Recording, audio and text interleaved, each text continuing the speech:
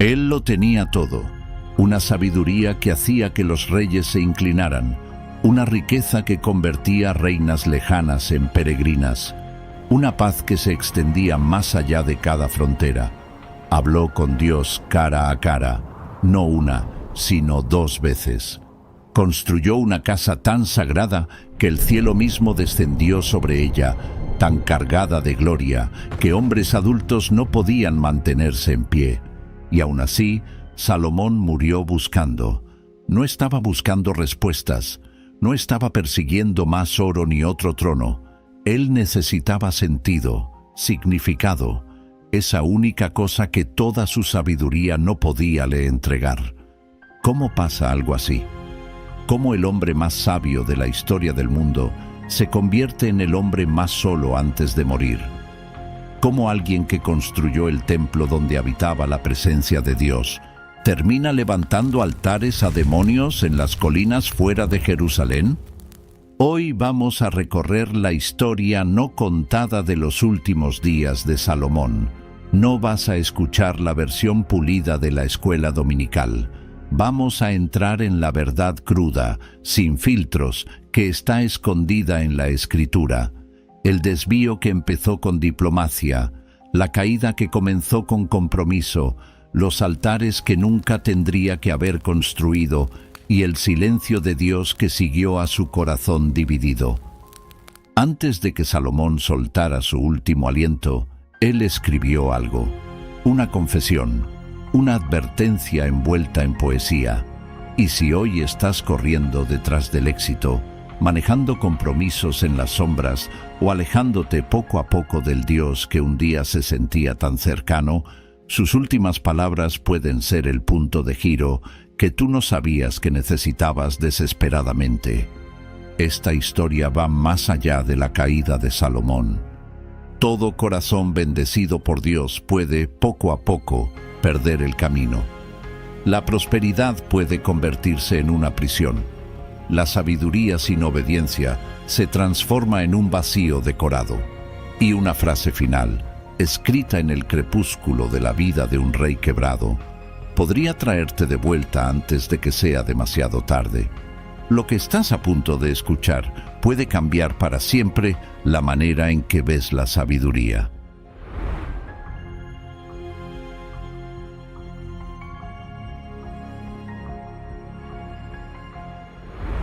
Salomón era joven cuando heredó el trono. Demasiado joven, pensaba él. Su padre David, el matador de gigantes, el rey guerrero, el hombre conforme al corazón de Dios, había dejado unos zapatos que ningún hijo podía llenar. Y Salomón lo sabía. El peso de la corona presionaba más que el oro. Israel tenía enemigos en cada frontera. El pueblo esperaba fortaleza. Los ancianos esperaban sabiduría. Y Salomón, él se sentía como un niño vestido con la armadura de su padre, ahogándose en expectativas que no podía cumplir. Así que fue a Gabaón. Llegó sin ejércitos ni consejeros, llevando 1000 holocaustos. El humo subía como oraciones hacia un cielo que parecía demasiado vasto para escucharlo. Llegó temblando, humilde, dolorosamente consciente de lo pequeño que era bajo el peso de una corona hecha para alguien más fuerte. Aquella noche, Dios se le apareció en un sueño. Pídeme lo que quieras que yo te dé. Imagina ese momento. El creador del universo, de pie ante un rey joven, ofreciéndole un cheque en blanco. Cualquier cosa. Poder para aplastar a sus enemigos. Riquezas sin medida. Una vida larga que se volvería leyenda. Fama que sobreviviría a imperios. Salomón no pidió nada de eso. Él dijo, soy apenas un muchacho y no sé cómo cumplir con mis responsabilidades. Así que da a tu siervo un corazón entendido para gobernar a tu pueblo y para distinguir entre lo bueno y lo malo. Porque ¿quién es capaz de gobernar a este gran pueblo tuyo? Primer libro de los Reyes. Capítulo 3, versículos 5 al 9. Los cielos debieron haber celebrado. En ese instante, Salomón entendió algo que la mayoría de los hombres nunca comprende. La verdadera fuerza vive en reconocer que necesitas a alguien más grande que tú. Y Dios respondió. Le dio sabiduría, y todo aquello que Salomón no pidió, riquezas que ningún rey había conocido antes, honor que haría temblar a las naciones, un nombre que sobreviviría milenios. Aquí está lo que solemos pasar por alto. La mayor sabiduría vive en saber que necesitas a Dios. Salomón lo entendió una vez. En la oscuridad de Gabaón, humilde y sincero, él acertó. El regalo que lo hizo grande se convertiría después en la misma cosa que lo expondría, porque la sabiduría sin una entrega continua se transforma en el orgullo que destruye. No pasó mucho tiempo antes de que esa sabiduría fuera puesta a prueba. 2 mujeres se presentaron ante el trono, las 2 reclamando al mismo niño, las 2 insistiendo ser la madre, sin testigos, sin evidencia, sin pruebas. Solo 2 voces, cada una tan desesperada como la otra, y un bebé demasiado pequeño para defenderse con palabras. La corte quedó en silencio. Todas las miradas se volvieron hacia el joven rey. Aquello era imposible. ¿Cómo juzgas un caso donde la verdad no deja huellas? Donde la emoción corre igual de intensa en ambos lados? Donde la justicia parece no tener terreno sólido? Los ancianos esperaban, los consejeros observaban, el pueblo contenía el aliento. Salomón permaneció quieto por un momento. Luego habló. «Tráiganme una espada». La sala se congeló. «Corten al niño vivo en 2», dijo con una voz tranquila, firme, inquietantemente serena. «Den la mitad a una y la mitad a la otra». Una mujer asintió, su rostro endurecido, su dolor torcido en amargura. «Entonces ninguna de nosotras lo tendrá, que lo dividan». La otra mujer gritó, su voz cruda, quebrada, desesperada. «No, por favor, mi señor, entrégale el bebé a ella, solo no lo maten, que viva». Salomón levantó la mano.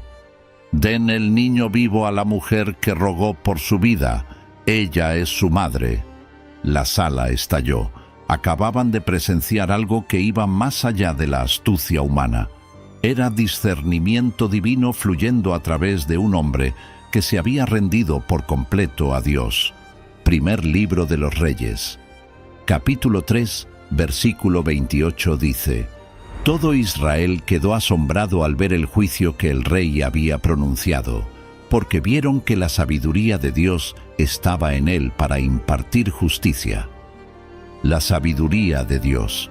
Dios mismo, hablando a través de un corazón rendido, revelando la verdad donde la razón humana no tenía camino. Cada prueba revela tanto la fortaleza de un hombre como la semilla de su debilidad. Y la debilidad de Salomón no vendría de un enemigo fuera de los muros del palacio. Vendría de adentro. Salomón tenía un sueño más grande que su propio trono: construir una casa para Dios. Su padre David había querido hacerlo, lo había planeado, había reunido materiales, pasó años juntando cedro, oro y piedras preciosas, pero Dios le dijo que no, que unas manos de guerrero, manchadas por la sangre de la batalla, no podían levantar el templo. Ese honor pertenecería a su hijo, al hijo de paz. Así que Salomón lo construyó, 7 años de trabajo, el mejor cedro del Líbano, transportado a través de montañas, oro cubriendo cada superficie hasta que las paredes brillaban como si hubieran atrapado la luz del sol, querubines tallados extendiendo sus alas sobre el lugar santísimo, con sus rostros inclinados hacia el propiciatorio, piedras cortadas con tanta precisión en las canteras que encajaban en absoluto silencio, sin martillos, sin cinceles perturbando la obra sagrada mientras el templo se levantaba.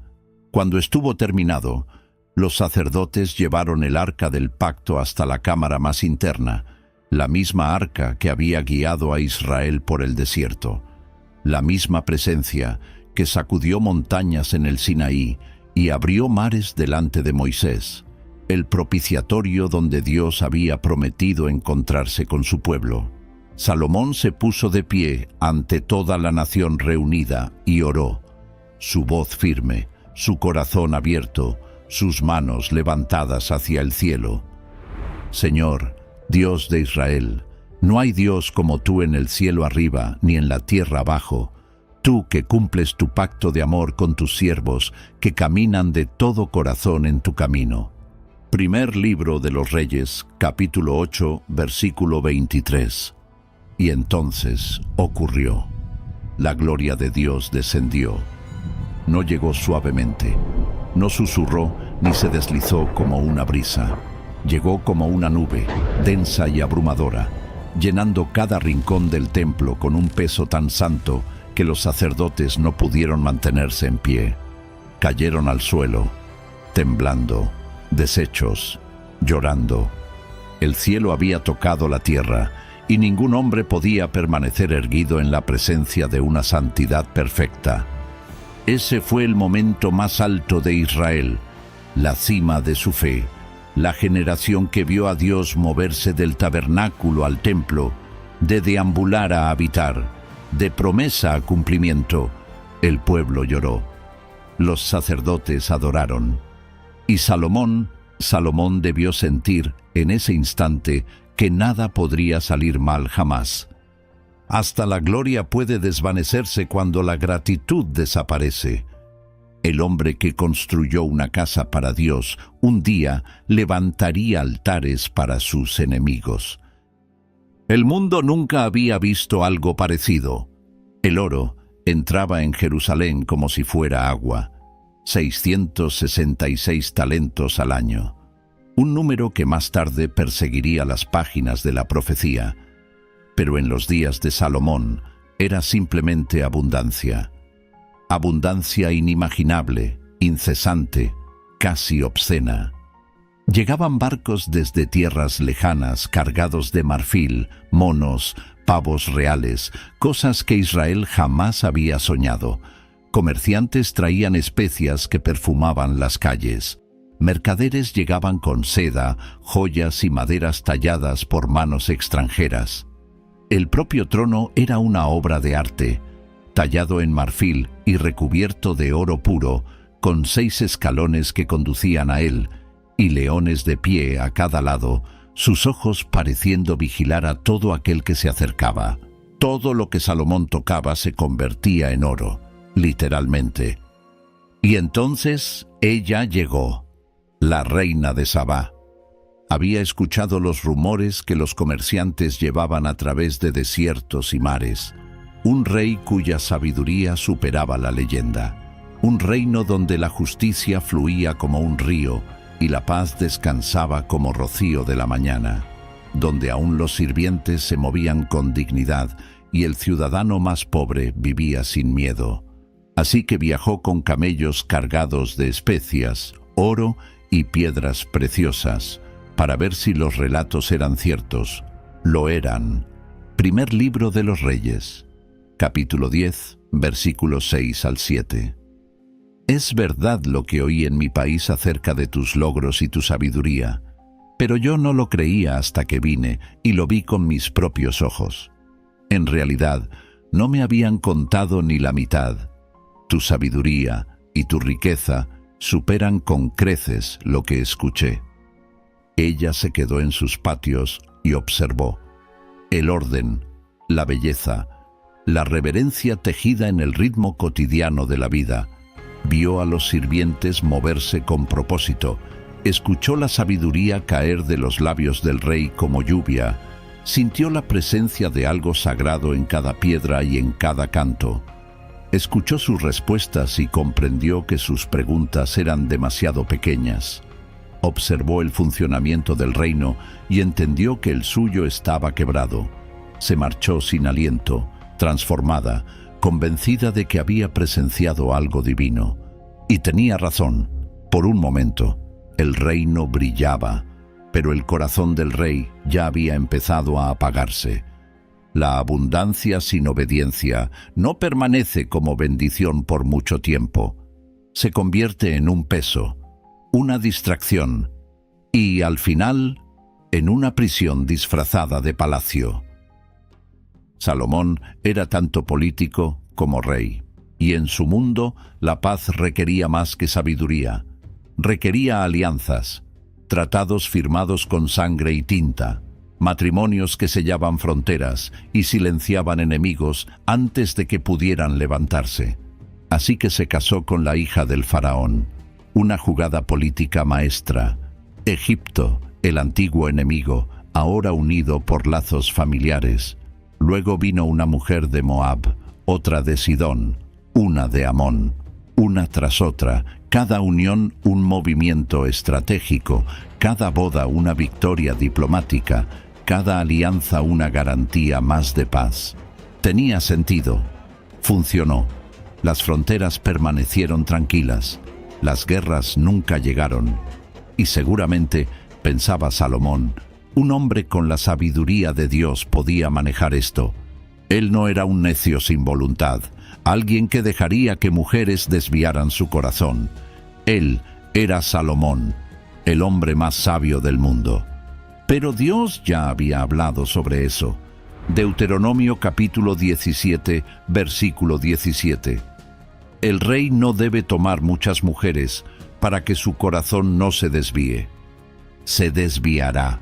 Dios no lo sugería. Era una advertencia grabada en la ley mucho antes de que Salomón naciera, escrita por Moisés, soplada por el propio Dios. Y en algún lugar profundo, bajo todas las racionalizaciones, Salomón lo sabía. La sabiduría, cuando se vuelve hacia adentro y deja de escuchar a Dios, tiene una forma peligrosa de reescribir obediencia como permiso. Yo puedo manejar esto, debió decirse en los momentos silenciosos. No soy como otros hombres, mi corazón está firme, sé la diferencia entre alianza y compromiso. Puedo honrar sus culturas sin adoptar sus dioses. Puedo amar a estas mujeres sin perderme a mí mismo. El compromiso no se anuncia con trompetas, no entra marchando por la puerta principal ondeando una bandera.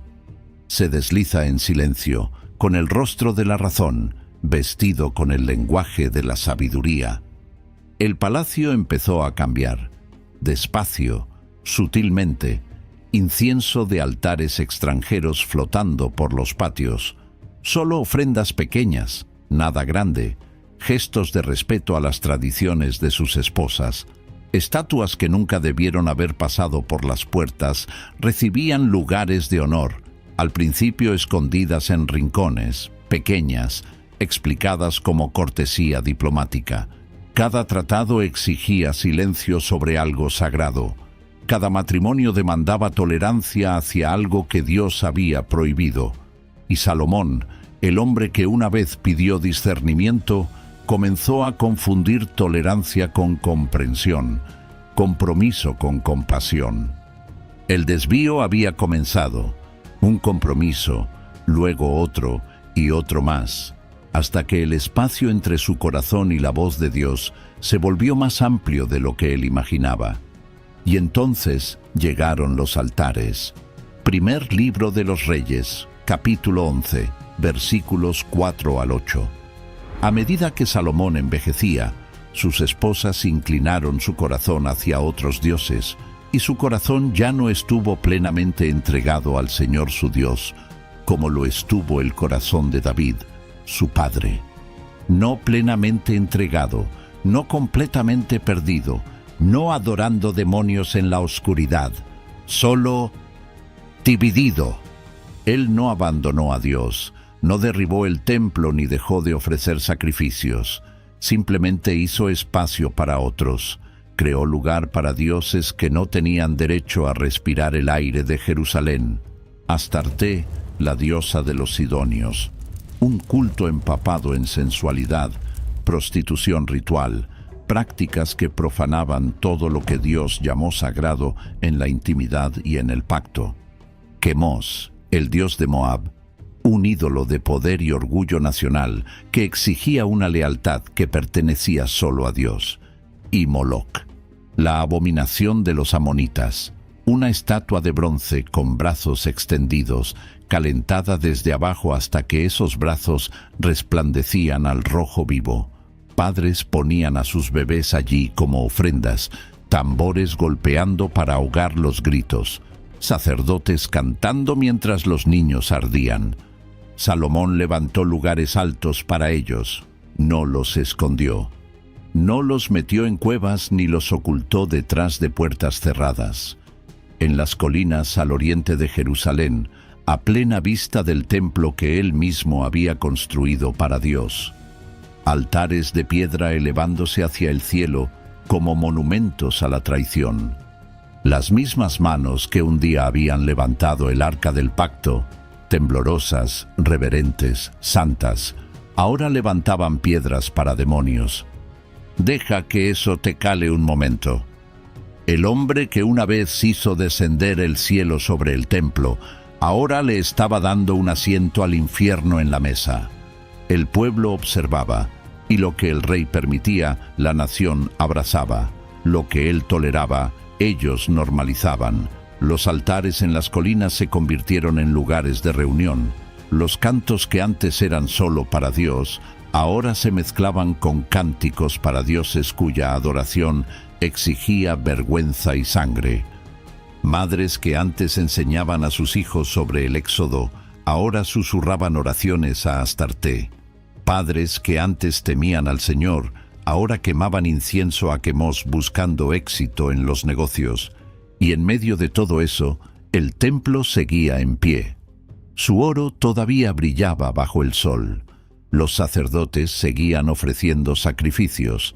Los rituales continuaban, pero Dios, que una vez había llenado aquella casa con una gloria tan densa que los hombres no podían mantenerse en pie, ahora estaba en silencio. La voz que habló en Gabaón, callada. La presencia que descendió en la dedicación, retirada. Salomón aún llevaba la corona, pero el cielo había dejado el edificio. Dios se le había aparecido a Salomón 2 veces. 2 veces. Eso, por sí solo, ya debería decirnos algo.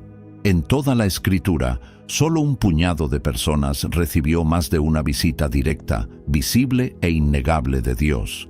Moisés en la zarza ardiente y en el Sinaí. Abraham bajo las encinas y en el monte. Y Salomón, una vez en Gabaón y otra después de que el templo estuvo terminado. La primera vez, en Gabaón, Dios vino con gracia, con bendición, con un regalo que definiría una generación y resonaría a través de la historia. Pero la segunda vez fue diferente. Primer libro de los Reyes, capítulo 9, versículos 6 al 7. La voz de Dios, ya no cálida con afecto, ya no invitando con generosidad. Pero si tú o tus descendientes se apartan de mí y no cumplen los mandamientos y decretos que les he dado, y se van tras otros dioses para servirles y adorarlos, entonces cortaré a Israel de la tierra que les he dado, y rechazaré este templo que he consagrado para mi nombre. Israel será motivo de burla y escarnio entre todos los pueblos. Esto era un pronóstico, una advertencia misericordiosa envuelta en el lenguaje del dolor, como un padre observando a su hijo caminar hacia un precipicio, llamándolo una vez más antes del borde. Dios le estaba dando una oportunidad, una última ocasión para regresar, para recordar quién era, para elegir la obediencia antes de que las consecuencias se volvieran irreversibles. Pero Salomón no volvió. Escuchó las palabras. Debió sentir su peso aplastando su pecho. Tal vez incluso se prometió a sí mismo que cambiaría. Hizo resoluciones silenciosas, en noches sin dormir. Pero su corazón se había acostumbrado demasiado al compromiso, demasiado entrelazado con sus alianzas, demasiado confiado en su capacidad para manejar lo que Dios ya había prohibido.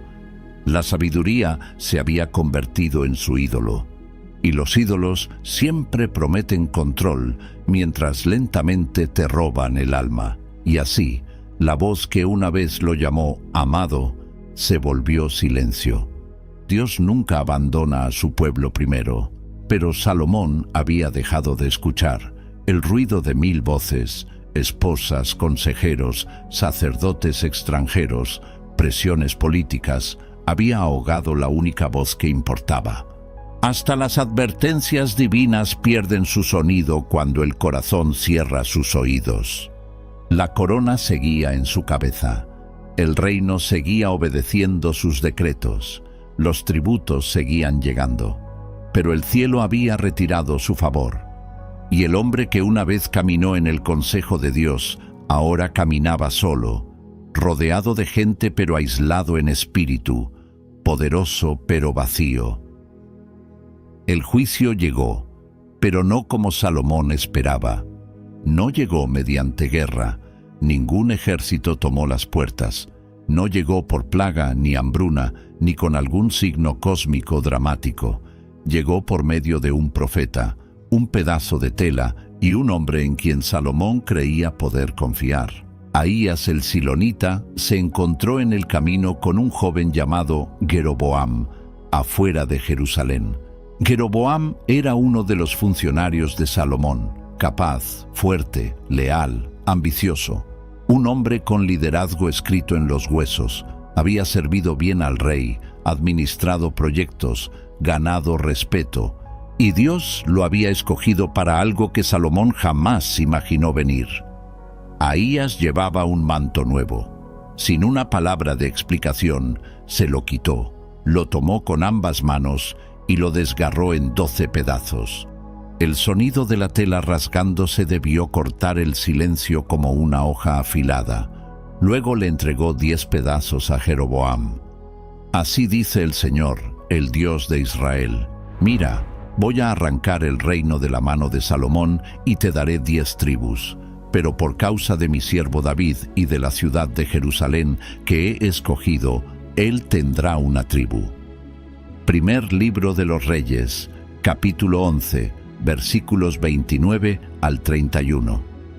La tela se desgarró como se había desgarrado el pacto, como se había dividido el corazón de Salomón entre Dios y Astarté, entre obediencia y compromiso, entre la sabiduría de Dios y la sabiduría del hombre. 10 tribus, arrancadas, separadas. El reino que Salomón había construido con sabiduría, riqueza y paz, colapsaría bajo el reinado de su hijo, dividido por decisiones que Salomón tomó cuando pensó que el compromiso era manejable. Pero aún en el juicio, la misericordia permanecía. Una tribu quedaría, Judá. Las decisiones de Salomón no le habían ganado ese privilegio, era por causa de David. Dios había hecho una promesa a David, un pacto sellado en el cielo, y Dios no rompe su palabra, aun cuando su pueblo rompe la suya. El reino se partiría por la mitad, sangraría, entraría en guerras internas por generaciones, hermano contra hermano. Altares dedicados a Dios se levantarían al otro lado de la frontera frente a altares dedicados a Baal. ¿Y Salomón? Él viviría para escuchar la profecía. Escucharía sobre el manto de Ahías y el llamado de Jeroboam. Sabía que su legado se desmoronaba ante sus ojos, pero moriría antes de ver cómo se desarrollaba todo. La pregunta es, ¿cambió? ¿O simplemente esperó, mirando el reino sostenerse por un hilo, sabiendo que el desgarrón ya estaba escrito, que el juicio ya estaba sellado? El palacio estaba lleno, pero Salomón estaba solo. La música seguía sonando cada noche. Los banquetes aún rebosaban de vino y manjares traídos de todos los rincones del mundo conocido. El oro seguía cubriendo las paredes, atrapando la luz de 1000 lámparas. Pero en algún lugar, en el centro hueco de toda esa gloria, el rey se sentaba, envejecido, cansado, canoso, rodeado de todo lo que alguna vez quiso y de nada de lo que realmente necesitaba. Lo había perseguido todo: placer en todas sus formas, conocimiento de cada fuente, logros en cada escala, poder que doblegaba naciones a su voluntad. Construyó jardines que rivalizaban con el Edén, terrazas exuberantes con todo árbol agradable a la vista, plantó viñedos que se extendían más allá de lo que alcanzaba la mirada, sus uvas convertidas en vino que corría como ríos. Llenó sus cortes con músicos cuyos cantos hacían llorar a reinas y ponían celosos a los poetas. Construyó estanques y acueductos. Poseyó rebaños y manadas más grandes que los de reinos enteros. Acumuló plata hasta que se volvió tan común como las piedras de Jerusalén. No se negó nada que sus ojos desearan. No rehusó a su corazón ningún placer que pidiera. Y al final de todo, miró a su alrededor. Miró de verdad y no sintió nada. Eclesiastés capítulo 1, versículo 2. Nada tiene sentido, nada tiene sentido. Todo es un absurdo. Vanidad de vanidades, dice el hebreo. Vapor, humo, un aliento que desaparece en el instante en que intentas sujetarlo. Esta era la confesión de un rey que lo tuvo todo y descubrió que era nada sin aquel que se lo había dado. Desmenuzó la vida con la precisión de un filósofo. Analizó cada búsqueda, cada ambición, cada alegría fugaz con la mente que Dios le había otorgado. Escribió sobre los ríos que corren al mar sin llenarlo nunca, sobre generaciones que vienen y van sin dejar huella, sobre el viento que sopla al sur, gira al norte y vuelve a dar la vuelta otra vez, interminable y agotado, yendo a ninguna parte. Escribió sobre la confianza, pero había olvidado cómo vivirla. Escribió sobre temer a Dios, pero pasó décadas tolerando a sus enemigos, construyendo sus altares, silenciando su conciencia con necesidades diplomáticas. Y ya en el crepúsculo de su reinado, Salomón ya no era un rey, era un predicador. Se había convertido en el tipo de hombre que se sienta entre las ruinas de sus propias decisiones, escribiendo advertencias para otros, esperando que alguien escuche lo que él aprendió demasiado tarde. El cambio estaba completo, de gobernante a doliente, del hombre más sabio del mundo al alma más sola del palacio. Así que Salomón escribió. No escribió otro proverbio para citar en banquetes, no escribió otro cántico para que los coros lo entonaran. Esta vez escribió una confesión, cruda, honesta, despojada de toda apariencia, Eclesiastés. Se lee como un hombre caminando de regreso por su propia vida, abriendo cada puerta, examinando cada decisión, cada momento que creyó que lo satisfaría, y encontrándolos a todos vacíos, como alguien que sostiene la obra entera de su vida contra la luz y la ve deshacerse como humo. No me negué nada de lo que mis ojos deseaban, no rechacé a mi corazón ningún placer. Mi corazón se alegraba en todo el trabajo que había hecho, y esa fue mi recompensa por todo mi esfuerzo. Sin embargo, cuando consideré todo lo que habían logrado mis manos y todo por lo que me había esforzado, todo era absurdo, un correr tras el viento. Nada se gana bajo el sol. Eclesiastés capítulo 2, versículos 10 al 11. Léelo otra vez, despacio, déjalo hundirse. Este es el hombre que lo tuvo todo, que construyó un reino que hizo que la reina de Sabá perdiera el aliento y las palabras, que poseyó una sabiduría que atraía a las naciones como estudiantes ante un maestro, que vivió en un lujo que la mayoría ni siquiera puede imaginar. Y su conclusión no fue «valió la pena», ni «no me arrepiento de nada», ni «al menos lo intenté todo». Fue esta: perseguí el viento, gasté mi vida tratando de agarrar aire, persiguiendo sombras, construyendo monumentos a mi propia gloria que no podían llenar el vacío dentro de mi pecho. Salomón finalmente entendió lo que le tomó décadas ver: cuando la vida se convierte en lo que construyes y no en a quién sirves, hasta el éxito se convierte en esclavitud. El placer se desvanece en el instante en que lo experimentas. Los aplausos mueren antes de que salgas del escenario. Los proyectos se desmoronan, los logros se olvidan, y quedas de pie en un palacio lleno de tesoros que no pueden tocar el dolor de tu alma. Eclesiastés no es desesperación, no es el balbuceo de un anciano deprimido que perdió su fe. Es un despertar.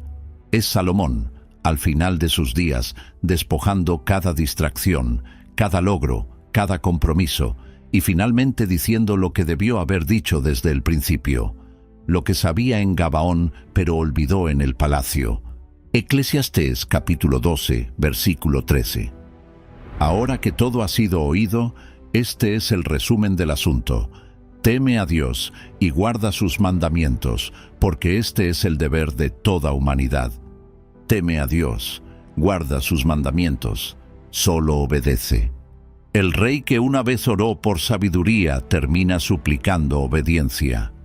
El hombre que lo sabía todo termina diciendo que lo único que importa es una rendición sencilla y total. La sabiduría sin obediencia es solo un vacío bien decorado. El conocimiento sin rendición es esclavitud vestida con túnicas reales. Pero su historia no había terminado. Aún en el fracaso, aún en las ruinas de un corazón dividido, Dios seguía escribiendo algo más grande que los errores de Salomón. Los últimos días de Salomón fueron silenciosos. No hubo una gran ceremonia marcando su partida. No hubo una salida dramática con las naciones mirando. Solo un rey anciano sentado a la sombra de todo lo que había construido, con los ojos nublados por el peso de haber visto demasiado y haber entendido todo demasiado tarde. Había visto todo lo que un ser humano podía ver, la nube de gloria llenando el templo, hasta que los sacerdotes cayeron de rodillas, incapaces de respirar en la presencia de la santidad. A la reina de Sabá inclinándose maravillada, con la voz quebrada mientras confesaba que ni la mitad le había sido contada. Los altares en las colinas donde sus esposas quemaban incienso a dioses que exigían vergüenza y sangre, los rostros de consejeros que dejaron de desafiarlo, el silencio de profetas que antes hablaban libremente. Caminó con Dios y se apartó de él. Conoció las alturas del favor divino y el peso aplastante del silencio divino. Probó cada placer y los encontró amargos al final. Y ahora, al final, despojado de ilusiones, comprendía. Eclesiastés capítulo 7, versículo 29. Dios creó a la humanidad recta, pero ellos buscaron muchos artificios. Muchos artificios. Matrimonios diplomáticos que parecían tan razonables. Compromisos estratégicos que prometían paz. Templos para dioses extranjeros disfrazados de gestos de respeto cultural. Cada plan ingenioso que parecía tener sentido en su momento y lo alejó más y más de aquel que lo había engrandecido. Salomón había perseguido la sabiduría como si fuera el destino final, como si saber más fuera suficiente. La sabiduría nunca estuvo destinada a reemplazar a Dios. Nunca estuvo destinada a convertirse en un ídolo. Estaba destinada a llevarlo de regreso, a mantenerlo humilde, a recordarle cada día que necesitaba a alguien más grande que él mismo. Y en su último aliento literario, eso fue exactamente lo que hizo. Sus palabras se convirtieron en escritura, canonizadas, preservadas, leídas por millones a lo largo de milenios. Su vida no fue perfecta y su reinado no fue impecable, pero su arrepentimiento fue real. Al final, dejó de defenderse y empezó a decir la verdad. A través del pergamino de Eclesiastés, su voz quebrada sigue hablando, como un hombre que perdió el camino y encontró la verdad demasiado tarde para salvar su reino, pero justo a tiempo para salvar su alma. El reino de Salomón se dividió después de su muerte. 10 tribus en el norte bajo Jeroboam, una en el sur, Judá, aferrándose como podía, rodeada de enemigos, una sombra de lo que alguna vez fue el Reino Unido. Esa única tribu no fue un accidente, no fue un premio de consolación, ni los restos que quedaron después del juicio, fue misericordia. Dios había hecho un pacto con David, una promesa pronunciada bajo las estrellas, sellada en el cielo, que uno de sus descendientes se sentaría en el trono para siempre, que su línea nunca terminaría, que a través de su familia Dios lograría algo que ningún rey humano podría conseguir. Y aunque Salomón falló, aunque el reino se quebró como vasija contra la piedra, aunque el templo que él construyó un día ardería hasta ser ceniza y la gloria se retiraría, la promesa de Dios no se rompió. Nunca se trató realmente de Salomón. Se trataba del rey que vendría a través de su linaje siglos después, aquel que no se comprometería, que no se desviaría, que no levantaría altares a dioses falsos, ni permitiría que su corazón se dividiera entre el cielo y la tierra. Donde Salomón fracasó, Cristo triunfó. Salomón construyó un templo de oro y cedro que se deterioró y cayó. Jesús construyó un templo de corazones humanos que nunca se desvanecerá, nunca se derrumbará, nunca será destruido. Salomón recibió sabiduría de Dios como un regalo. Jesús es la sabiduría de Dios, encarnada, perfecta, inquebrantable, la palabra hecha carne. La gloria de Salomón brilló intensamente y se apagó en su propia vida, empañada por el compromiso y la idolatría. La gloria de Cristo nunca terminará, nunca se apagará, nunca será compartida con otro. Y aquí está la pregunta que importa para nosotros hoy, ahora, en este mismo momento. Si la propia sabiduría pudo caer, si el hombre que lo tenía todo pudo perderse, ¿dónde está anclado tu corazón? Tu ancla no puede estar en lo que sabes, no puede estar en lo que has construido, no puede estar en cuán bendecido estás, o en cuánto éxito has alcanzado, o en cuántas personas te siguen. Tiene que estar en Él, en Cristo, en aquel que nunca se desvía, nunca se compromete, nunca divide su corazón. La mayor sabiduría no es entenderlo todo, es volver a aquel que sí lo entiende todo. Pero antes de que te vayas, quiero invitarte a escuchar otra historia con el mismo peso, la misma advertencia y la misma esperanza. Salomón muestra lo que ocurre cuando el corazón se aleja de Dios poco a poco. Sansón muestra lo que ocurre cuando un momento de debilidad lo derrumba todo.